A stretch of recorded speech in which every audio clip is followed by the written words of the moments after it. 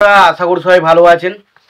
তো বন্ধুরা, এখন আমি যে সিনেমাটা নিয়ে কথা বলবো সেই সিনেমাটার নাম হলো সোলার শবনম, যেটা 1992 সালে রিলিজ হয়েছিল এবং ছবির পরিচালক হিসেবে কাজ করেছিলেন ডেভিড ধাওয়ান।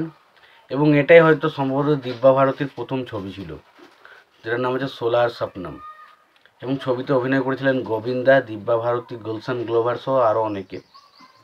তো এই ছবিটাকে নিয়ে স্পেশালি কথা হবে।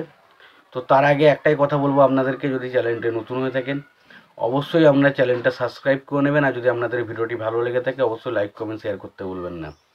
তো সোলার স্বপ্ন 1992 সালের সিনেমা। এই সিনেমাটার বিষয়ে তো কথা বলবো।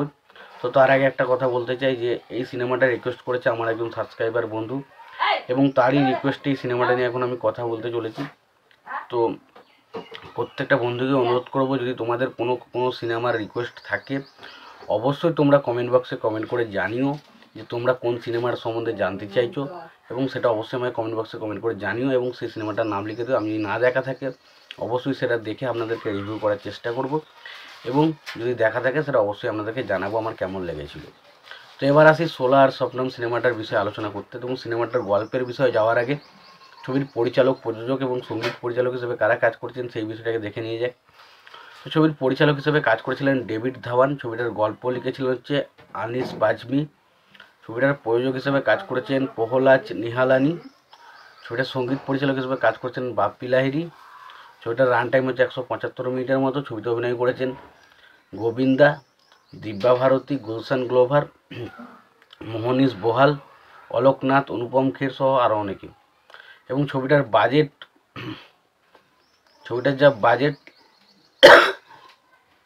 সেই হিসাবে দেখতে গেলে ছবিটা কিন্তু বক্স অফিস থেকে 10.5 কোটি টাকার মতো ইনকাম করেছিল, এবং সে বছরে যে সমস্ত ছবিগুলো রিলিজ করেছিল তার মধ্যে টপ 4 কালেকশন কিন্তু ছবিটা ছিল।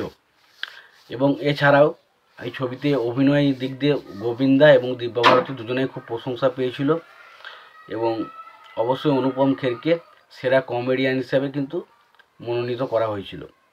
তো ছবিটার গল্পটা যদি ছোট্ট করে বলি, তো আমরা দেখতে পাই এখানে কালী বলে একটা গুন্ডা রয়েছে, যেটা ক্যারেক্টারটা প্লে করছে আর কি গুলশান গ্লোভার। তো তার ভাই রয়েছে, তার ভাই একটা কলেজের এদিকে পড়তে আসে, এবং সেখানে এসে সে দিব্যা ভারতীর ক্যারেক্টারটাকে ভালো লেগে যায় এবং সে তাকে কোনো রকম করে কাছে পেতে চায়। বাট দিব্যা ভারতীর ক্যারেক্টারটা আবার গোবিন্দার ক্যারেক্টারটাকে ভালোবাসে, এবং দেখা যায় এর ফলে তাদের মধ্যে যে একটা দ্বন্দ্ব তৈরি হয়, এবং মেয়েটাকে পাওয়ার আশায় সে বিভোর হয়ে গেছে। কিন্তু গোবিন্দার ক্যারেক্টারটাকে আদৌ কি দিব্যা ভারতীকে ভালোবাসে, এবং দিব্যা ভারতীর সাথে যদি সে ভালোবাসায় তার সম্পর্কে জড়িয়ে পড়ে, তাহলে কালী গুন্ডার কি তাকে ছেড়ে দেবে, অর্থাৎ গুলশান গ্লোবারের ক্যারেক্টারটি কি তাকে ছেড়ে দেবে, সেইটা নিয়ে যে কী সমস্যাগুলো তাদের মধ্যে তৈরি হয় এবং শেষ পর্যন্ত কী হয় সেটা নিয়ে যে সিনেমা, যেটার নাম হচ্ছে সোলার স্বপ্নম। তো এই ছবির সবথেকে বড় হাইলাইট হচ্ছে ছবির গান। এই ছবির গানগুলো কিন্তু প্রত্যেকটা গান খুবই ভালো।